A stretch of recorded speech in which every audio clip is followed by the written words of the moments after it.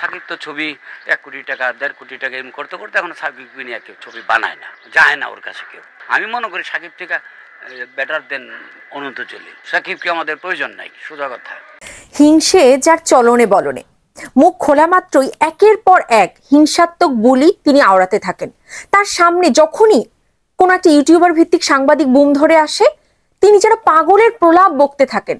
তিনি ভুলে যান যে তিনি একজন সিনিয়র। একদম চাইনি তাকে নিয়ে আমি কথা বলবো বা এই ভিডিওটা করব, কারণ আমি জানি শিল্প অঙ্গনের অনেকেই আমার ভিডিও দেখেন। তো তাদের কাছে আমি অগ্রিম সরি বলে নিচ্ছি যে আজকে আমি এই দেলোয়ার জাহান ঝন্টু এই আঙ্কেলকে নিয়ে আমি কথা বলছি। চলুন শুরু করা যাক। বরাবর আপনি একের পর এক শাকিব খানকে নিয়ে স্টেটমেন্ট দিয়ে যাচ্ছেন। এই যে অপারেশন জ্যাকপট মুভিটা করছেন, তার মধ্যে আছে অনন্ত জলিল। তো আপনি তার প্রশংসা করুন না, আপনি সারা দিন রাত করুন, আমাদের তো কোনো সমস্যা নেই। কিন্তু তাকে দক্ষ বলতে গিয়ে আপনি দেশের সুপারস্টার মেগাস্টার শাকিব খানকে অপমান করবেন, তাকে আপনি অদক্ষ বলবেন, তাকে আপনার কাছে কোনো শিল্পী মনেই হচ্ছে না। এটা তো ভাই মানতে পারছি না আঙ্কেল, সরি আঙ্কেল, এটা আমি মানতে পারছি না। আমার মনে হয় যারা এই ভিডিওটা দেখছে তারা কেউই মানতে পারবে না, যারা সুস্থ মস্তিষ্কে আছে। আমার তো মনে হয় আপনি মাঝে মাঝে যে বললাম, আপনি নিজে বেমালুম ভুলে যান যে আপনি কি বেফাস কথা বলে ফেলছেন। আপনার কাছে মনে হচ্ছে শাকিব খান তার মধ্যে কোনো দক্ষতা নেই, তিনি শিল্পীর কোনো ক্যাটাগরিতেই পড়ে না, তিনি নাকি 1.5 কোটি পারিশ্রমিকটা নিচ্ছে জন্য তার কাছে আর কোনো প্রযোজক আসছে না। সত্যি এটা একটু হাস্যকর না? মানে এটা একটা বাচ্চা ছেলেকেও আপনি যদি বলেন না এই জেনারেশনের, সেও তো বিশ্বাস করবে না। সে বলবে আপনি পাগল হয়ে গেছেন। দেখুন ঝন্টু আঙ্কেল, আপনার তো বয়স হয়ে গেছে, আপনি সিনিয়র সিটিজেন।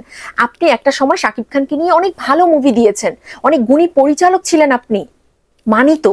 কিন্তু সেই যে গুণটা, এটা তো আপনার ধরে রাখতে হবে।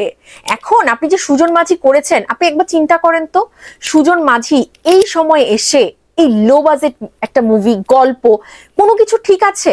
আপনি যে ফেরদৌস হঠাৎ বৃষ্টির মতো মুভি করেছে, যে ফেরদৌসের এত দারুণ দারুণ এক্সিলেন্ট মুভি, আপনি তো পুরো তার মানে অভিনয় দক্ষতাকেই শেষ করে দিয়েছেন।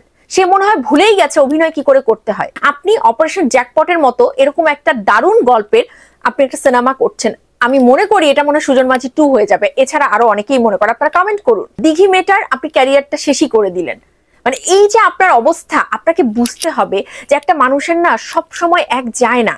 বয়স হয়ে গেলে উচিত যে আমি আগে যে কর্মটা করে এসেছি সেটা যদি আমার সোনালী অতীত হয়ে থাকে, তাহলে সেটাকে, সেই গুণটাকে আমি ধরে রাখবো, সেই সম্মানটাকে আমি আঁকড়ে ধরে থাকবো।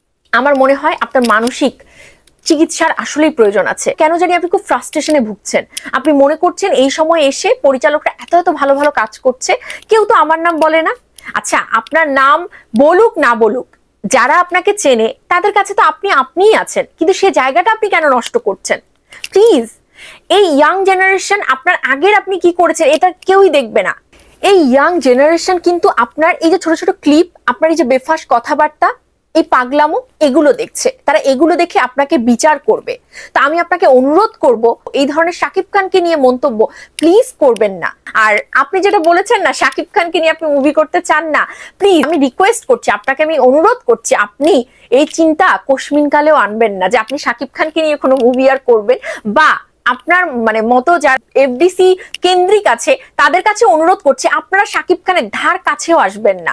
আমরা চাই না যে আপনারা সবাই শাকিব খানের ত্রিসীমানার মধ্যে আসেন, আপনারা আসবেন না তার কাছে। তিনি 1.5 কোটি পারিশ্রমিক নেয়, তো তার কাছে কোনো প্রযোজক যাক, কোনো প্রযোজক না যাক, কি করুক কি না করুক, প্লিজ আপনারা এর মধ্যে মাথা ঘামাবেন না, আপনারা এটা নিয়ে চিন্তাই করবেন না।